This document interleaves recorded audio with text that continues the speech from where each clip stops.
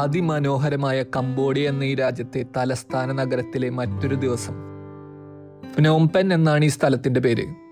ഇന്നലെ നമ്മൾ ഇവിടുത്തെ പ്രശസ്തമായ കംബോഡിയൻ കില്ലിംഗ് ഫീൽഡിലേക്ക് പോയി. ഇതുവരെ ഇവിടെ കണ്ട കാഴ്ചകളുടെ എല്ലാം ഡീറ്റെയിൽഡ് വീഡിയോ നമ്മൾ മുന്നേ അപ്ലോഡ് ചെയ്തിട്ടുണ്ട്. കണ്ടിട്ടില്ലാത്തവർ കയറി കാണാൻ മറക്കണ്ട.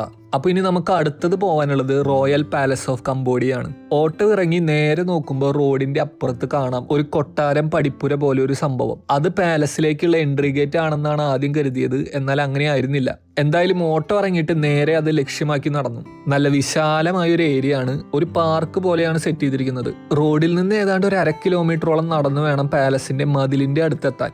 അടുത്ത് വന്നിട്ട് നോക്കുമ്പോൾ നമ്മൾ കണ്ട ഈ എൻട്രൻസ് പോലെ തോന്നിപ്പിച്ച സാധനം ശരിക്കും എൻട്രൻസ് ആയിരുന്നില്ല. അവിടെയൊന്നും ഒരു മനുഷ്യനെയും കാണാനുമില്ല. അപ്പോഴാണ് ശ്രദ്ധിച്ചത് ഇതിന്റെ സൈഡിൽ ഒരു 100 മീറ്റർ മാറി മതിലിന്മേൽ ഒരു ചെറിയ വാതിലുണ്ട്. അതാണ് എൻട്രി പോയിന്റ്. അത് കണ്ട ആ ഒരു മന്ദിരം പോലെ സാധനം, അതിന്റെ മുന്നിൽ കൂടെയുള്ള റോട്ടിലാണ് ഇതിന്റെ എൻട്രി ഗേറ്റ്. ഈ എൻട്രി ഗേറ്റിൽ കൂടെ കയറി കഴിഞ്ഞാൽ നമുക്ക് അവിടെ ടിക്കറ്റ് ബൂത്ത് കാണാം. അവിടെ പോയിട്ട് ടിക്കറ്റ് എടുത്താൽ മതി. ഇവിടെ ടിക്കറ്റ് ബൂത്ത് ഉണ്ട്. ഫോറിനേഴ്സൊക്കെ നിൽക്കുന്നുണ്ട്. ഇതാണ് ഇവിടെ മാപ്പ് വെച്ചിട്ടുണ്ട്. മാപ്പ് ഓഫ് റോയൽ പാലസ്. ഡോറ് വഴി ഉള്ളിൽ കയറി ആ കോറിഡോറിലൂടെ കുറച്ച് നടന്നാൽ ടിക്കറ്റ് കൗണ്ടർ കാണാം. 40,000 കംബോഡിയൻ റിയലാണ് ഒരാൾക്കുള്ള എൻട്രി ചാർജ്. അതായത് ഏതാണ്ട് 960 ഇന്ത്യൻ രൂപ വരും. ഇത് കുറച്ച് കൂടുതലാണ്, എങ്കിലും നമുക്ക് കയറി കാണാതെ പറ്റില്ലല്ലോ. അങ്ങനെ ടിക്കറ്റ് എടുത്തു, ഗേറ്റിൽ സ്കാൻ ചെയ്ത് ഉള്ളിൽ കയറി. ഇത് കണ്ട വലിയ പാലസ് ആണെന്ന് തോന്നുന്നില്ല. ഇവര് വേറൊരു ഡയറക്ഷനിലാണ് ഉള്ളിൽ കയറ്റുന്നത്. നമ്മള് ഇതിലെ കടന്നതായെത്തുമ്പോൾ റോയൽ പാലസ് അവിടെ. നമ്മൾ ഇവിടെ വന്നപ്പോൾ കിട്ടിയ ഏറ്റവും ആദ്യത്തെ ഒരു സ്കാം ആയിരുന്നു. വഴിയിലൊരു ഗൈഡ് പോലെ ഒരുത്തൻ നിൽപ്പുണ്ടായി. ഒരു ടുക് ഡ്രൈവറാണ്. അപ്പോൾ ഈ പുള്ളി പറഞ്ഞു ഇത് റോയൽ പാലസിക്ക് ഇപ്പം നമുക്ക് കയറാൻ പറ്റില്ല, അവിടെ എന്തോ കംബോഡിയ തായ്ലൻഡ് അതിർത്തിയിൽ എന്തോ വാർ നടക്കുന്നുണ്ട്, അതുകൊണ്ട് ഇത് ക്ലോസ്ഡ് ആണെന്ന് പറഞ്ഞവൻ. ആക്ച്വലി നമ്മൾ പുറത്തുനിന്ന് നോക്കി കഴിഞ്ഞാൽ ഇത് ക്ലോസ്ഡ് ആണെന്ന് തന്നെ തോന്നും. ഇതിങ്ങനെ വലിയൊരു കോമ്പൗണ്ടാണ്, അതിൻ്റെ ചുറ്റിലും ഗേറ്റുകളുണ്ട്. അപ്പോൾ നമ്മളെ ഓട്ടോ വന്ന് ഇറങ്ങുന്നത് ഏത് സൈഡിലാണെന്ന് നമുക്ക് പറയാൻ പറ്റില്ല. അപ്പം നമ്മൾ ആ സൈഡിൽ നിന്ന് നോക്കുമ്പോൾ ചിലപ്പോൾ അത് വിജനമായിട്ട് തോന്നും, ഗേറ്റൊക്കെ അടച്ചിട്ടേക്കണ പോലെ തോന്നും. ഇവൻ നമ്മൾ ഓൾമോസ്റ്റ് കൺവിൻസ് ചെയ്തു. എന്നിട്ട് ഇവൻ പറഞ്ഞു വേറെ ഒരു സ്ഥലം കാണിക്കാം, ഇതുപോലെ തന്നെ സിമിലർ ആയിട്ടുള്ള റോയൽ പാലസിന്റെ വേറൊരു സെറ്റപ്പ് ഉണ്ട്, അതായത് ഇതുപോലത്തെ പുറകിൽ കാണുന്ന പോലത്തെ സംഭവങ്ങളൊക്കെ ഉള്ള വേറൊരു സ്ഥലം. അങ്ങനെ അങ്ങ് എത്രയും $40 പറഞ്ഞു. എന്നിട്ട് നമ്മൾ ബാർഗെയിൻ ചെയ്ത് $30 ആക്കി. എന്നിട്ട് പോവാൻ നേരത്ത് എനിക്കൊരു സംശയം എന്നിട്ട് ഞാൻ അവിടെ നിന്ന് ഒരു സെക്യൂരിറ്റിയോട് ചോദിച്ചു ഇതെന്താ ക്ലോസ്ഡ്, ഡീറ്റെയിൽസ് പറയുമ്പോൾ സെക്യൂരിറ്റി പറഞ്ഞു ഇത് ക്ലോസ്ഡ് അല്ല, വേറെ ഡയറക്ഷൻ, വേറെ വോളിൽ, ഇതിപ്പോൾ ഒരു സ്ക്വയർ ആണല്ലോ, അപ്പോൾ അതിൻ്റെ അപ്പുറത്തെ സൈഡിലാണ് ഇതിൻ്റെ എൻട്രി പോയിന്റ്, അവിടുത്തെ ഗേറ്റ് ഓപ്പൺ ആണ്, അതുവഴി കയറിയാൽ മതി എന്ന് പറഞ്ഞു. ഇവൻ ഓൺ ദ സ്പോട്ടിൽ മുങ്ങി, ഏത് ടുക്കാരൻ. അപ്പോൾ നമുക്ക് മനസ്സിലായില്ല ഇതുപോലത്തെ ഒരെണ്ണത്തിന് വിശ്വസിക്കാണ്ടിരിക്കുക, നേരെ വന്നിട്ട് ഒഫീഷ്യൽസിനോട് മാത്രം ചോദിക്കുക ഓപ്പൺ ആണോ ക്ലോസ്ഡ് ആണോ എന്ന്. മനസ്സിലായി, നമ്മളിത് കാണുന്ന പോലെ ആയിരിക്കില്ല കാര്യങ്ങൾ. അവൻ വളരെ ഫ്രണ്ട്ലി, അവനെ ശരിക്കും നമ്മൾ വിശ്വസിക്കുക. അമ്മാതിരി അങ്ങനെയായിരുന്നു അവന്റെ പ്രസന്റേഷൻ. അപ്പോൾ മനസ്സിലായില്ലേ ഇതുപോലത്തെ സ്കാമുകൾ ഉണ്ടാവും. അപ്പോൾ നമ്മൾ ഒരുത്തനെ വിശ്വസിക്കാണ്ടിരിക്കുക, പ്രത്യേകിച്ച് ലോക്കൽ ഗൈഡുകൾ, ടുക് ഡ്രൈവർമാർ, ഇവരൊന്നും വിശ്വസിക്കരുത്. നല്ല ഫ്രണ്ട്ലി ആയിട്ടായിരിക്കും പെരുമാറുക. നമ്മളൊക്കെ ഓൾമോസ്റ്റ് അവന്റെ കെണിയിൽ വീണു. ഈ റോയൽ പാലസ് കാണാൻ പറ്റാണ്ട് പോയി കഴിഞ്ഞാൽ ഒരു വലിയൊരു നഷ്ടം തന്നെയാണ് കംബോഡിയയിൽ വന്നിട്ട്. അപ്പോൾ എന്തായാലും ഇങ്ങനത്തെ ടുക് ഡ്രൈവർമാർ പറയുന്നത് വിശ്വസിക്കാണ്ടിരിക്കുക. ഇതിപ്പോൾ കാണാണ്ട് പോയി ഇതൊരു നഷ്ടമായനെ, പിന്നെ അവന്റെ കൂടെ പോയിട്ട് വെറുതെ $30 കളഞ്ഞ് അവന് പൈസ കൊടുത്തേനെ.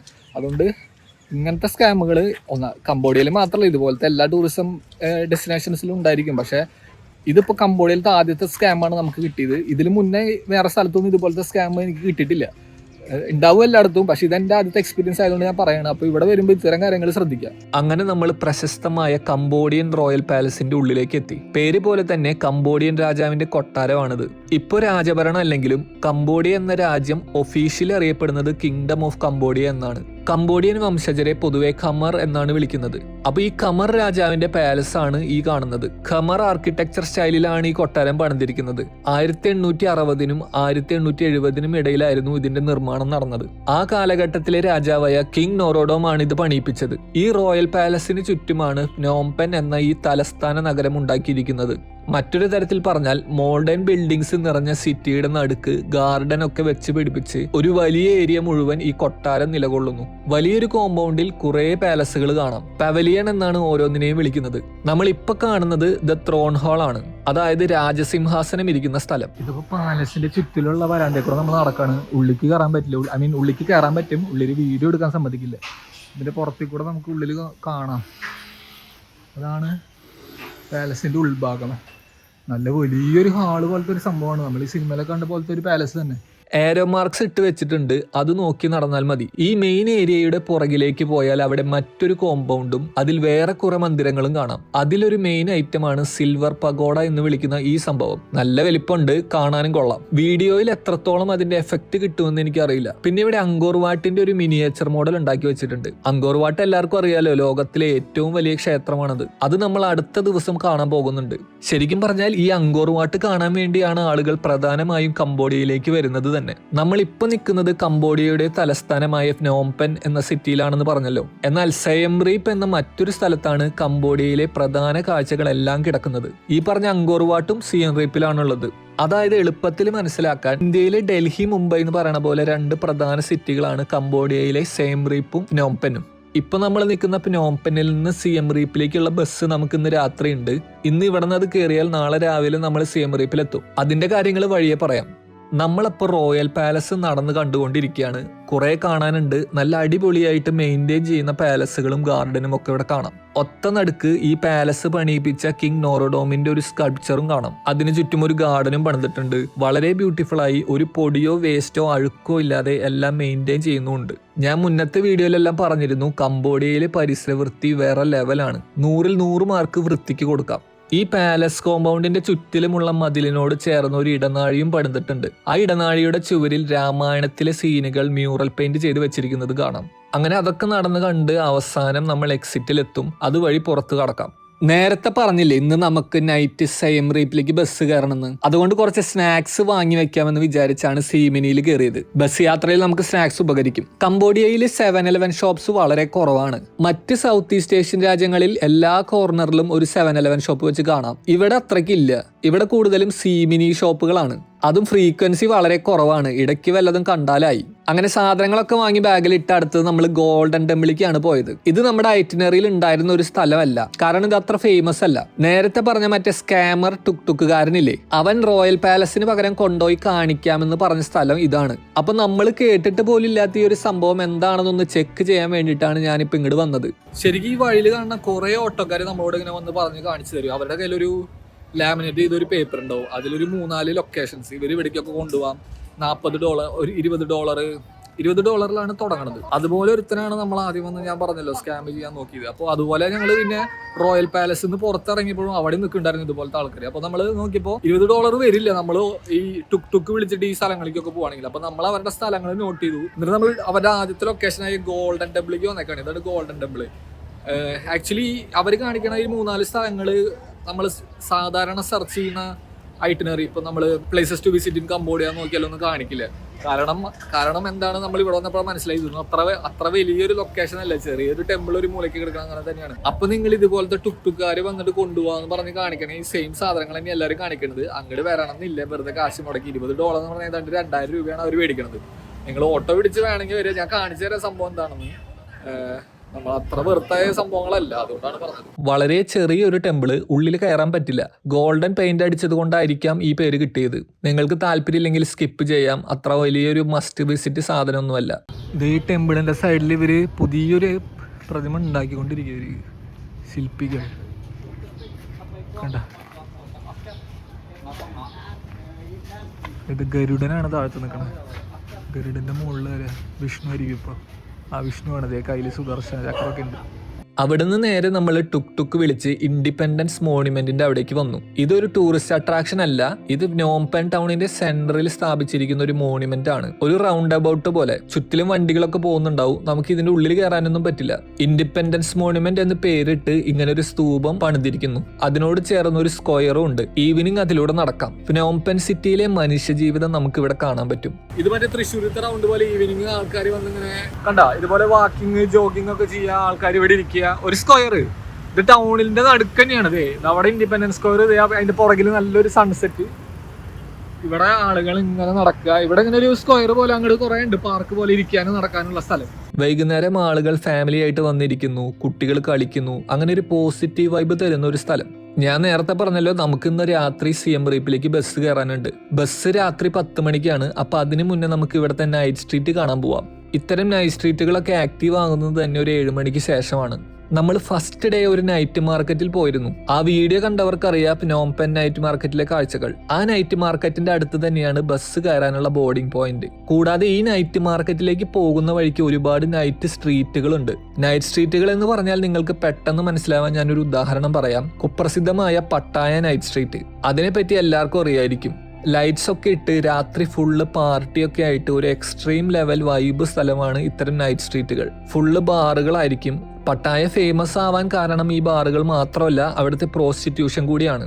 അതവിടെ നിൽക്കട്ടെ, നമുക്കിപ്പോൾ പ്നോം പെൻ നൈറ്റ് സ്ട്രീറ്റിലെ കാഴ്ചകൾ കാണാം. ഞാൻ പറഞ്ഞ പോലെ പ്രോസ്റ്റിറ്റ്യൂഷന് കുപ്രസിദ്ധമായ പട്ടായ നൈറ്റ് സ്ട്രീറ്റിനേക്കാൾ വലിയൊരു സെറ്റപ്പാണ് ഈ പ്നോം പെൻ നൈറ്റ് സ്ട്രീറ്റ്. ഒരു ഏരിയ മുഴുവൻ തലങ്ങും വിലങ്ങും ഒരുപാട് സ്ട്രീറ്റുകളുണ്ട്. എല്ലാ സ്ട്രീറ്റും ലൈറ്റും മ്യൂസിക്കും ഒക്കെ ഇട്ട് ഫുൾ ആക്റ്റീവ് ആണ്. മസാജ് പാർലറുകളും ഡാൻസ് ബാറുകളുമാണ് ഏറ്റവും കൂടുതലുള്ളത്. എല്ലാത്തിന്റെയും മുന്നിൽ ഒരുങ്ങി റെഡി ആയിരിക്കുന്ന സ്ത്രീകളെയും കാണാം. ഞാൻ അധികം ഷൂട്ട് ചെയ്യാൻ നിന്നില്ല. ഇത്തരം സ്ഥലങ്ങളിൽ ക്യാമറ കൊണ്ട് ചെന്നാൽ അടി വരുന്ന വഴി കാണില്ല. ഈ പ്രോസ്റ്റിറ്റ്യൂഷൻ എന്ന ഭാഗം മാറ്റി നിർത്തിയാൽ സ്ട്രീറ്റുകളെല്ലാം നല്ല വൈബ് തന്നെയാണ്. അങ്ങനെ ഇതിലൂടെയൊക്കെ നടന്ന് അവസാനം ഫുഡ് അടിക്കാൻ ഒരു ഹോട്ടലിൽ കയറി. അപ്പൊ ബസ് കയറുന്നേക്കാളും മുന്നേ ഫുഡ് കഴിക്കാൻ നമ്മളൊരു റെസ്റ്റോറന്റ് കയറിയിരിക്കുക. റെസ്റ്റോറന്റ് ചെറിയൊരു സെറ്റപ്പ്. ലോക്കലാക്ക് എന്ന് പറഞ്ഞൊരു ഡിഷ് ഉണ്ട് ഇവിടെ. ബീഫ് ലോക്കലാക്ക്, ചിക്കൻ ലോക്കലാക്ക്, അങ്ങനെയൊക്കെ. അത് കംബോഡിയയിലത്തെ ഒരു മെയിൻ ഡിഷാണ്. അപ്പൊ നമ്മൾ അതാണ് ട്രൈ ചെയ്തത്. $5 വില. $5 എന്ന് പറഞ്ഞാൽ ഏതാണ്ട് ഒരു 490 അത്ര ഏതാണ്ട് വരും. അങ്ങനെ ഫുഡ് കഴിച്ച് ബസ് വരാനുള്ള ടൈം ആയപ്പോൾ ബോർഡിംഗ് പോയിന്റിലേക്ക് പോയി. ഇവിടുന്ന് നൈറ്റ് ബസ്സാണ്. നൈറ്റ് ഇവിടുന്ന് കയറി കഴിഞ്ഞാൽ പുലർച്ചെ ആകുമ്പോൾ അവിടെ എത്തും. അപ്പോൾ നമ്മൾ ബസ് ബുക്ക് ചെയ്തിട്ടുണ്ട്. ആ പുറകിൽ എടുക്കണതാണ് ബസ്. ഇതിന്റെ ബുക്കിംഗ് ലിങ്ക് ഞാൻ ഡിസ്ക്രിപ്ഷനിൽ കൊടുക്കാം. അതിൽ കയറി നിങ്ങൾക്ക് ബസ് ബുക്ക് ചെയ്യാം. ബസ് ബുക്ക് ചെയ്ത് കഴിഞ്ഞ് ഇവരുടെ ഓഫീസിലേക്ക് വന്നാൽ മതി. ഓഫീസ് ഞാൻ കാണിച്ചു തരാം. ഇവിടെ വന്നു കഴിഞ്ഞാൽ സമയത്തിന് ഇതിന്റെ ലൊക്കേഷൻ ഗൂഗിൾ മാപ്പിൽ കിട്ടും. അത് അടിക്കുക, ഇവിടെ വരിക, സമയം ബസ് വരുമ്പോൾ കയറി പോവുക. അത്രേ ഉള്ളൂ. സിമ്പിളാണ്. ബസ് നേരത്തെ ബുക്ക് ചെയ്ത് വരണതാണ് നല്ലത്. കാരണം സീറ്റ് കിട്ടാൻ കുറച്ച് പാടായിരിക്കും. ബസ്സിൽ കയറുന്നതിന് മുന്നേ ചെരുപ്പ് ഊരണം. ബസ്സിൽ കയറുമ്പോൾ ഒരാൾ അവിടെ ഒരു കവറും പിടിച്ച് നിൽക്കുന്നുണ്ടാവും. നമ്മുടെ ചെരുപ്പ് ഊരി ആ കവറിൽ ഇട്ടിട്ട് വേണം ബസ്സിന്റെ ഉള്ളിലേക്ക് കയറാൻ. ഞാൻ പറഞ്ഞ പോലെ റോഡ് മാത്രമല്ല, ബസ്സിന്റെ ഉൾഭാഗം ഒരു വൃത്തിയായിട്ട് സൂക്ഷിക്കണതിന്റെ ഒരു ലക്ഷണമാണിത്. നമ്മുടെ നാട്ടിലൊന്നും ഇതുപോലെ കണ്ടിട്ടില്ല. അപ്പൊ ഇതാണ് ബസ്സിന്റെ ഉള്ളിലെ സെറ്റപ്പ്. സ്ലീപ്പർ ബസ്സാണ്. അപ്പൊ ആദ്യം ഞാൻ എന്റെ ക്യാബിൻ കണ്ടുപിടിക്കട്ടെ. ഇതാണ് ഇതിന്റെ സെറ്റപ്പ്. സ്ലീപ്പർ ബസ്സാണ്. ഇവിടെ താഴത്ത് വരണം. ഇപ്പുറത്തെ സൈഡിൽ 2 പേർക്ക് എടുക്കണം സീറ്റ്. ഇതാ ഞാൻ ഈ ബസ്സിനകത്ത് കയറി. ഇതേ ചെറിയ സെറ്റപ്പാട്ടാ. നമ്മുടെ അടുത്ത സ്ലീപ്പർ ബസ്സിന്റെ അത്ര സൈസ് ഇല്ല, വെടുത്തും ഇല്ല, ലെങ്ത്തും ഇല്ല. ഞാൻ 6 അടി ഉണ്ട്. എൻ്റെ കാല് ശരിക്കും മുട്ടില്ല. സംഗതി അതുകൊണ്ട് ചെറിയൊരു അത്ര കംഫർട്ടബിൾ ആണെന്ന് പറയാൻ പറ്റില്ലെങ്കിലും വൃത്തിയുണ്ട്. നല്ല സർവീസാണ്. എംപ്ലോയീസ് ഒക്കെ നല്ല ഫ്രണ്ട്ലി ആണ്.